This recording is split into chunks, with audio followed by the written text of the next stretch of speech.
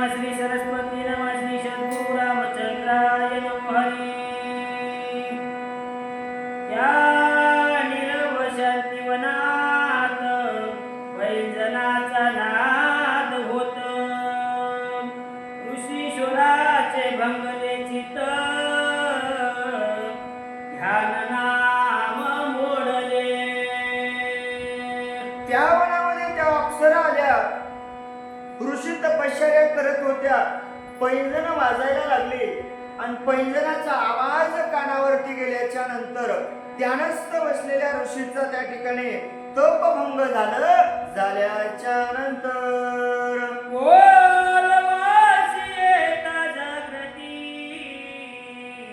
प्रश्न केला अप्सरे प्रते, तपोभंगाची दुष्कृती केली कोणा ऋषी त्या ठिकाणी बसलेले सावध झाले, अप्सरेकडे पाहिलं, ऋषींना सगळं कळून येतंय आणि पाहिल्याच्या नंतर ऋषीने विचारलं, बाबा माझं तपभंग करण्याचं कारण काय? नेमकं हे तुम्हाला कोण सांगितलं? माझं तपभंग कोण करायला लावलं? असा प्रश्न ऋषींनी केल्याच्या नंतर आम्ही राशिले काय कोणा, आमची का मोडली साधना, आमच्या तपाचे भय पुन्हा काय कारणे वाटावे। ऋषींना सांगितलं, बाबा आम्ही कोणाला ताप दिला नाही, आम्ही कोणाचं वाईट केलं नाही, आम्ही कोणाच्या विषयी वेगळं वागलो नाही, मग आमचं तपभंग करण्याचं कारण काय? कोण केलं, का केलं आणि याच्या मागचं कारण काय? असे प्रश्न ऋषींनी केल्याच्या नंतर आम्ही कुणास मागो काही, आम्हा कशाचा लोभ नाही, एक श्रीहरी वाचून पाही न लगे आम्हा काही दे। बाबा आम्हाला कशाचा लोभच नाही ना, आम्ही कोणाला काही मागितलंही नाही आणि आम्हाला काही पाहिजे बी नाही ना, आम्हाला फक्त पाहिजे तर कोण? तो जगाचा मालक पाहिजे, मग त्याची प्राप्ती करण्यासाठी आम्ही हे तप केलं, मग आमचं तपभंग करण्याचं कारण काय? ऋषी बोलू लागले, तरीही आमच्या शिकपडे करवले पुरी ते स्पष्ट न सांगाल तरी पावाला कष्ट, शाप आमुचा लागेला। तुम्ही माझा तप या ठिकाणी भंग केला, मग या तपभंग करण्याच्या मागचं कारण आणि कोण आहे हे जर तुम्ही स्पष्टपणाने आम्हाला नाही सांगितलं तर मी शाप देईल आणि या शापाचे कारणीभूत तुम्ही होसाल असं असणार बोलू लागले। अप्सरा होनी भयभीत निवेदन करती सर्व सत्य, मग क्षमा सावी आम्हा प्रती कृपावंत ऋषीश्वरा। एवढा प्रश्न ऋषीमुनींनी केल्याच्या नंतर अप्सरेने हात जोडला, क्षमा मागायला सुरुवात केली, महाराज आम्हाला क्षमा करा, महाराज आमच्यावरती कृपा करा, हे आमचं काम नाही, मग हे कोण काम केलेलं आहे त्या ठिकाणी सांगू लागले। तरही विंदाची कपट नीती, कळता ऋषी चोमले चेती, शाप मग घेऊन हाती, पाचारिती देव इंद्रा। आणि त्यावेळेस कळालं ऋषी मुनींना, विष्णू भगवंत त्या ठिकाणी लक्ष्मीला सांगायले, बाबा ही का वार्ता कोणाला कळाली?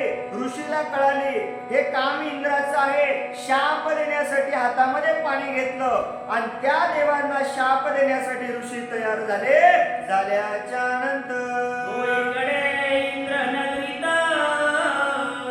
आसन झाले डळमळीत, इंद्र भयाने गणित गात्र झाला ऐकता ती हाक।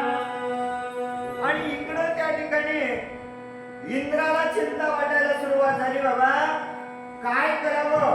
आता ऋषी मुनींना जर शाप या ठिकाणी दिला, आपलं पदही जाईल आणि शापही लागल, याची चिंता इंद्राला लागल्यानंतर कंप सुटला सर्वांगास, इंद्र पळा आला ब्रह्मनगरीचा मग ब्रह्मयाचे लागून पदास म्हणे माते रक्षावे. इंद्राला चिंता वाटायला सुरुवात झाली, करावं काय.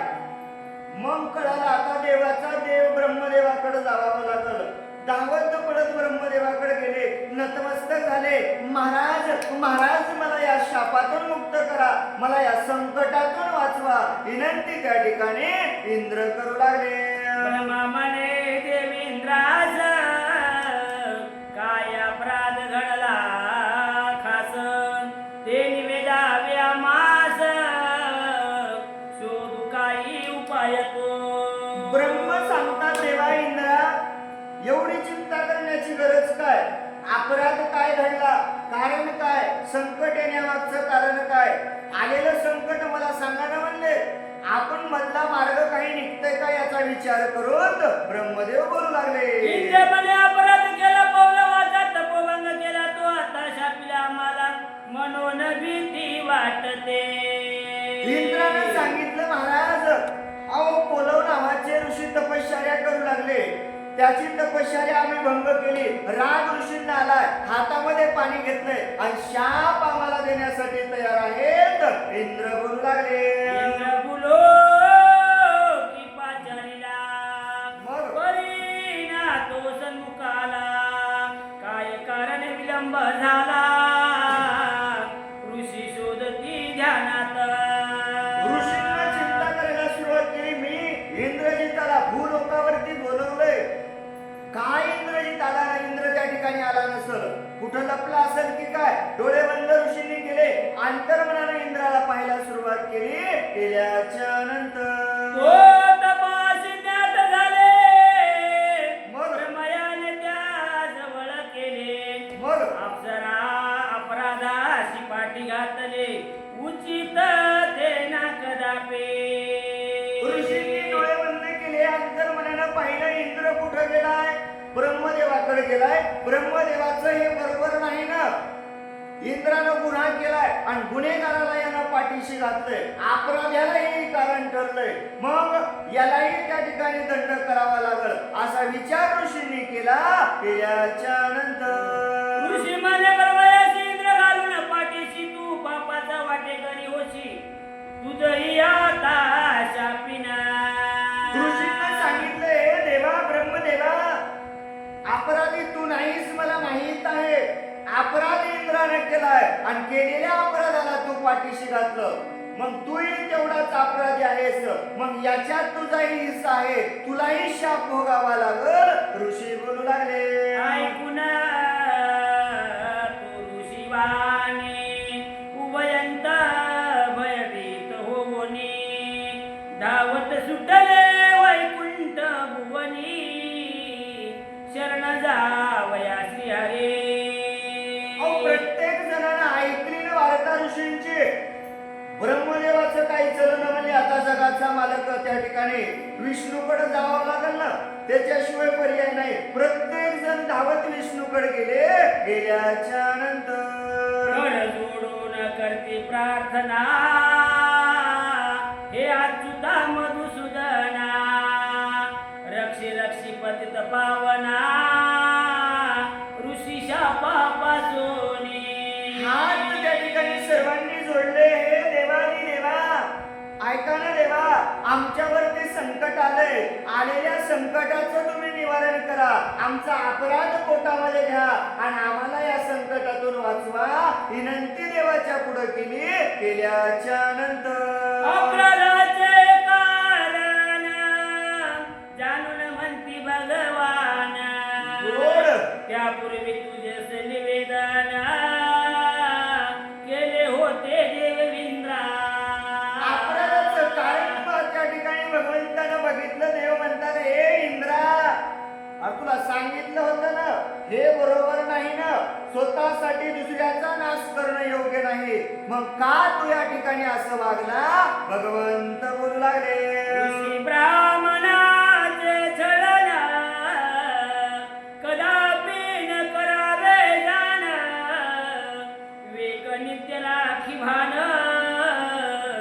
सांगितले तुझ होते इंद्रा सांगितलं होतं तुला अगोदर भक्ताचं त्या ठिकाणी दुष्टपण करायचं नाही आणि भक्तामध्ये श्रेष्ठ असणारे आमचे गुरुवर्य ऋषी आहेत.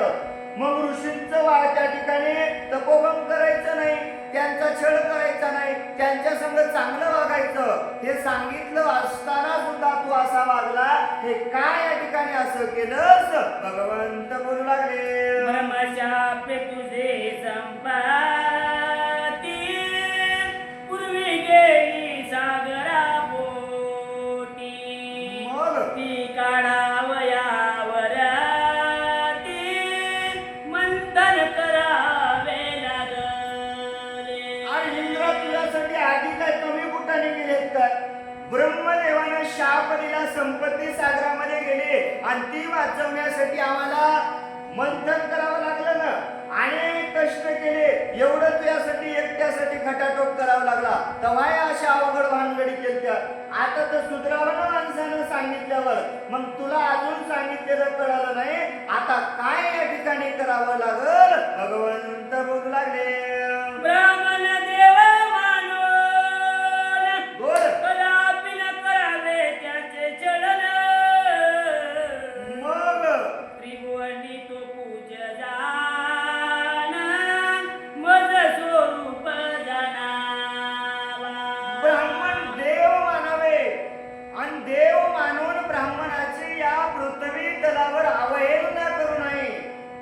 मीच तो ब्राह्मण आहे असं मानावं, का ते माझेच अंश आहेत, मीच तो ब्राह्मण आहे म्हणून त्याचं पूजन करावं, त्याला अवहेलना करायची नसते. भगवंत बोलू लागले, आईश हरी संदर्भिता ऋषी विचार करीचिता पाचारुण कान ये देवता कुठे गुंतले पहावे. एवढा विचार चालू आहे या ठिकाणी. ब्रह्म विष्णू इंद्र प्रत्येक जण विचार करायले, तेवढ्या तिकडे ऋषींना हातातलं पाणी म्हणले थेंब थेंब गळायले, वेळ निघून गेला. 5 मिनिटात यायचं सांगितलं होतं, का आले नसतील, कुठं लपले असतील, पुन्हा डोळे बंद केले, अंतर्मनानं पाहायला सुरुवात केली. केल्याच्या नंतर इंद्र ब्रह्मा विष्णू सही येत पाचारुण नाही येता. मग हे कळता बहु क्रोधित बोलत्व ऋषी झाला. ऋषींना राग आला हो. इंद्राला पाचारण केलं, ब्रह्माला केलं, विष्णूला केलं, प्रत्येक देवाला पाचारण केलं. काय येत नाही इथं? तपस्या कमी आहे का माझ्याकडं? सामर्थ्य कमी आहे? यज्ञ कमी पडला? कुठं कमी पडलो? काय येत नसतील? राग ऋषीला आला. आल्याच्या नंतर शाप द्यावे दिगाचं उद्योग घेतले हातात ये पाहुणी धरिला कैलास मार्ग शिवचरणाचा. शाप देण्यासाठी तिघांनाही शाप द्यावं. हातामध्ये पाणी घेतलं, शाप देणार. सर्वजण असणारे शिवशंकराकडे गेले, नतमस्तक शंकराच्या पायावरती झाले. झाल्याच्या नंतर तिघे आले शिवा पाशी मग व्रत निवेदन करून त्याशी मनती रक्षावे आम्हाशी ऋषी शापापासून. तिघही शंकर भगवंताकडे गेले, विनंती केली, हे देवा, देवादी देव महादेव तुम्ही आहात, मग हे ऋषी आम्हाला शाप देतील आणि या शापातून आम्हाला रक्षण करावं. विनंती केली, नतमस्तक भगवंताच्या चरणावरती झाले. झाल्याच्या नंतर महादेव मनती तयाच गंभीर समस्या तितर खास सुचेन काय आम्हास काय करावे या समये. महादेव म्हणतात, बाबा ही तुमची गंभीर समस्या आहे. आता या समस्येचं प्रश्नाचं उत्तर कसं काढावं, काय करावं, मलाही काही कळलं म्हणले. बाबा अवघड प्रश्न आहे ना, अवघड प्रश्नाचा मार्ग काढणं हे अवघड असतं, कारण ही तिघाची समस्या आहे आणि तुमच्या मलाही शाप लागेल ना. म्हणून महादेव म्हणतात काहीतरी याच्यात मार्ग काढवत. विचार महादेवांनी केला.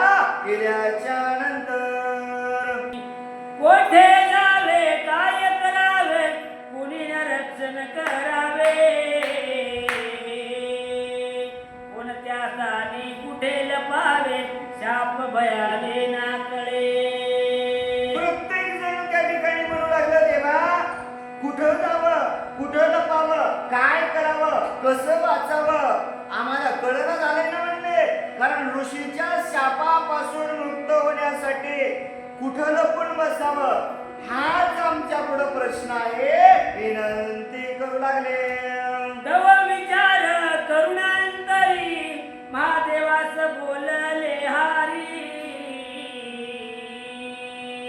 ब्राह्मणाचा शाप धेनुवर कदापि न चाले. आणि त्यावेळेस प्रत्येक जणाने विचार केला आणि महादेवानं सांगायला सुरुवात केली देवाला, ऐका ना ऋषींचा शाप प्रत्येकावरती चालतो. असं एक दैवत आहे ज्याच्यावरती ऋषीचा शाप चालत नाही, ती म्हणजे कामधेनू. असा असणार करू लागले. तरी धेनुस पाचारून तिच्या उदरी प्रवेशुना सर्व देवानी सो रक्षण करावे हे उचिता. आणि त्यावेळेस सांगितलं बाबा आता एकच मार्ग आपल्यापाशी शिल्लक आहे. कामधेनू नावाच्या गायीला प्रार्थना करा, तिला बोलवा आणि सगळेजण तिच्या उदरामध्ये जाऊन बसा, तिथंच तुमचं रक्षण होईल. असा मार्ग त्या ठिकाणी भगवंतांनी सांगितला. सांगितल्यानंतर ब्राह्मण न शापे गोमाता मग हा एकची मार्ग आता. दिसे जो सर्व रक्षिता होईल कठीण समयाचा. बाबा या कठीण समयामध्ये काळ रात्र वैर्याची आहे म्हणजे, आणि याच्यामध्ये एकच मार्ग उरलाय. ब्राह्मणाच्या शापापासून जर वाचायचं असेल तर गायीच्या पोटात बसावं लागल. याच्या व्यतिरिक्त मला दुसरा मार्ग दिसत नाही. भगवंत बोलू लागले. मग सर्व देव मग करती ध्यान गोमाते ये सत्वर धावून करिया मुचे तू संरक्षण बोलवशा पापासोनी. मग प्रत्येक देवाने हात जोडला, विनंती केली, हे गोमाते धावून ये, आमचं त्या ऋषींच्या शापापासून रक्षण कर. विनंती करू लागले. मग एक देव देवता धेनू उदरी झाल्या प्रवेशता गंगा यमुना आदी सरिता त्याही उदरी विसावल्या. ऐकणं लक्ष्मी ऐकणं. विष्णू भगवंत कथा सांगायला विसरून जाऊ नका. आता कुठं यायचं? विष्णूनं सांगितलं बाबा एक एक देव त्या गंगेच्या सहित सरिता सीता संपूर्ण त्या ठिकाणी आले आणि गायच्या कामधेनूच्या उदरामध्ये लपायला सुरुवात केल्याच्या नंतर देव देवता 33 कोटी मग? लपून राहिल्या धेनू पोटी. ऐशी धेनू श्रेष्ठ जगती झाली वंदनीय ते. आणि देव देवता सर्वस्व येऊन त्या गायीच्या पोटामध्ये लपून बसले. पुढची कथा नाही सांगितली बरं. तिथं गाय सर्वश्रेष्ठ झाली. लक्ष्मीनं प्रश्न विचारला होता, देवा गाय सर्वश्रेष्ठ का? गाय दान का द्यावे आणि गाय दान दिल्याचं पुण्य काय आणि गायीला श्रेष्ठत्व काय? तर त्यावेळेस विष्णू भगवंतांनी सांगितलं सगळ्या देवाचं रक्षण करणारी गाय आहे म्हणून ती गाय पवित्र झाली. झाल्याच्या नंतर पाचारुनी देव देवता कान येती महिवरता. मग शोध अंतरदृष्टीने घेता सत्य उमजाले बोलवा. कोलवांनी हातामध्ये उदक घेतलेलं आहे, पाणी घेतलेलं आहे, देवाला शाप द्यायचा पाचाराने केलं. एकही देव यायला तयार नाही. पोलसनी म्हणले झालंय काय नेमकं, यायला कोणा वाचवलं कोण्या पार्टीत गेले हे बघावं लागलं ना. अंतरदृष्टीनं डोळे बंद केले, पाहिलं कुठं लपलेले, गायीच्या उदरामध्ये लपलेले दिसल्यानंतर बिलकुल पाहिले धेनू ते. मग तव तिचे अंगी सर्व दैवते पाहता विस्मय वाटला ते. म्हणे आता काय करू. अंतर्मनानं पाहिलं देव असणारे त्या ठिकाणी कामधेनूच्या हृदयामध्ये दिसले आणि दिसल्याबरोबर ऋषी अशिस्मित झाले. बाबा हे देव तर गायीच्या पोटामध्ये लपून बसलेत, आता काय करावं याचा विचार ऋषी करू लागले. जरी हा देव इंद्रासाठी मी शापेन धेनु गोमटी, तरी दुष्कृती होईल जगती पुण्यक्षया जाईना. ऋषींना विचार केला, बाबा पाप कोणी केलंय? इंद्रानं केलंय. शाप इंद्राला द्यायचा आहे. मग एकट्या इंद्रामुळं विष्णू चाललाय, ब्रह्म चाललाय, महादेव चाललाय, 33 कोटी देव चालले. बरं बाकीचे गेले तर गेले, म्हणला शाप जर दिला तर गाईला लागल. मग गाईला शाप देणं ब्राह्मणाला योग्य नाही. मी जर गाईला शाप दिला, आजपर्यंत कमवलेलं पुण्य वाया जाईल. म्हणून शाप देण्याची गरज नाही. का काय करावं याचा विचार त्या ठिकाणी करू लागले. ऐसा विचार विवेक धरुने, मग क्रोध ऋषी घे आवरोने, धेनु मातेस नमस्कारोनी, करी क्षमा सर्वास. एवढा विचार ऋषींनी केला. आलेला राग आपला शांत केला. गाईला शाप नाही दिला, नमस्कार गाईला केला. सगळ्या देवांचं रक्षण झाल्याच्या नंतर ऋषी ब्राह्मण संत सज्जन, गोड क्षमा दया शांती पुन्हा, त्यांची असे आज्ञा जाणून परोपकारी श्रेष्ठ ते. विष्णूनं सांगितलंय, लक्ष्मी ऐकणं. ऋषी ब्राह्मण संत महंत महाराज हे दयाळू असतात. का? कारण त्यांचं हेच असणार शांतीची खूण आहे. ते जगाचं कल्याण करण्यासाठी काही करतील, पण जगाचं कल्याण करतात, परोपकार करतात. हेच संत असणारे श्रेष्ठ आहेत. भगवंत बोलू लागले. मौलवाची पुण्यशीलता जिंकून गेली सर्व देवता, पुरवून ऋषीच्या मनोरथा नेले तयास वैकुंठे. कोणव ऋषींची त्या ठिकाणी पूर्णत्व केलेलं तप कामाला आलं. इंद्रजितानं पोलव ऋषीचं तप भंग केलं. कशासाठी? राजगादी जाऊ नये, मी देवाचा राजा राहावं, माझं पद जाऊ नये. पण ते कामही त्या इंद्राचं पूर्ण झालं. पोलव ऋषीचाही वैकुंठला गेले, त्यांचाही त्या ठिकाणी उद्धार झाल्याच्या नंतर ऐशी कथा सर्व सांगून केले शंकेचे निरसन, की धेनु दरी काय म्हणून देवता सर्व निवासिल्या. अशी कथा त्या ठिकाणी भगवंतांनी सगळ्याला सांगितली. मुळात प्रश्न लक्ष्मी मातेचा होता. लक्ष्मी मातेच्या प्रश्नाचं निवारणही केलं. कामधेनूच्या हृदयामध्ये देव का आले, कशासाठी आले, पवित्र गाय का झाली, ही कथा त्या ठिकाणी सांगितली. सांगितल्यानंतर सर्व देवता घेऊन पोटी, गौतमी जगी पावली ख्याती, वंदनीये ती झाली जगती, आणि पावली देवत्वा. बघा सर्व देवतांना पोटामध्ये घेतलं. पावनमय ती गाय त्या ठिकाणी झाली, वंदनीय त्या ठिकाणी धरली. सर्व देवांचाही उद्धार झाला आणि गायही त्या ठिकाणी पवित्र झाल्याच्या नंतर मनोनिया मलमासा, सुंदर सुंदर धेनु द्या विधानात, मग तेने पुण्य पडे पदरात, बहु नर नारीच्या. म्हणून भगवंतांनी सांगितलं, या मल मासामध्ये, या धोंड्याच्या महिन्यामध्ये, कृष्ण मासामध्ये सुंदर धेनु ब्राह्मणाला दान द्यावी.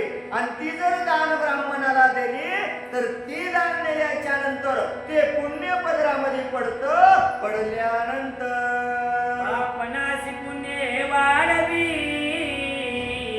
धेनु सेवा हे बरवी, वत्साचा ती मान वाढवी, देई सुखे समाधान. बाबा हे केलं काय होतं भगवंत सांगतात, तुम्ही जर हे केलं पापाचा नाश होतो, पुण्याचा वाढ होतो आणि कामधेनूचा असणारा बरवा त्या ठिकाणी लागतो, दात्याचा भक्ताचा उद्धारही होतो, मानही वाढतो, सौख्य समाधान सुख समृद्धी त्यांच्या घरामध्ये लाभते. सुंदर असणारी कथा भगवंतानं केलेल्या लक्ष्मीने केलेल्या प्रश्नाचे सांगितले. एवढ्यावर लक्ष्मी थांबलीच नाही, पुन्हा लक्ष्मी माताला उद्याच्या अध्यायामध्ये प्रश्न करणार आहेत. भगवंता मग फळ चांगलंच भेटतं का? देवानं सांगितलंय जसं ज्याचं कर्म आणि तसं फळ भेटतंय. ही गोड कथा आपल्याला उद्याच्या अध्यायामध्ये ऐकायची आहे. जशी भगवंतानं करून सेवा घेतली तशी करण्याचा प्रयत्न केला. झालेली सेवा ग्रामदैवत हनुमंतरायाच्या चरणावरती समर्पित करून सेवेला पूर्णविराम.